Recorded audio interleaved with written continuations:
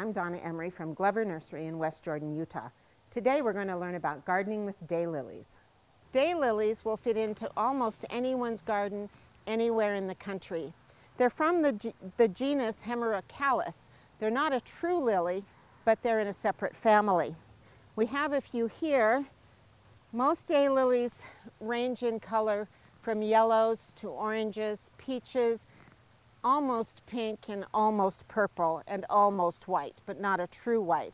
These plants are called daylilies because each stem sends up a stalk with many buds, but each flower only lasts a day before fading away. But don't worry, there's plenty more to come. They grow in clumps, and after being in your yard for several years, you can divide them and get more plants. They're very, very easy to propagate.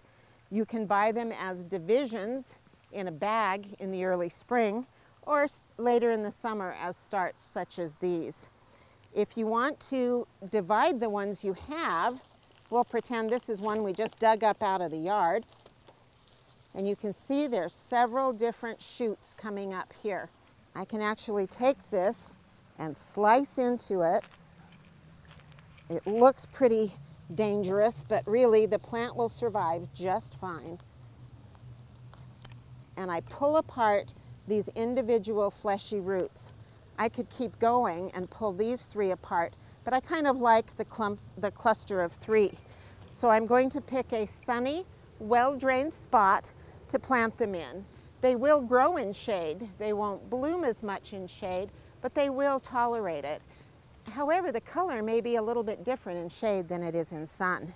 So I'm going to need to dig a hole at least that depth, 6 inches or more deep.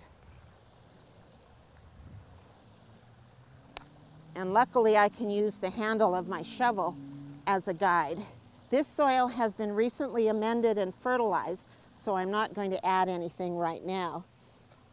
Just gently backfill, keeping the plant upright. I don't want to get it too deep.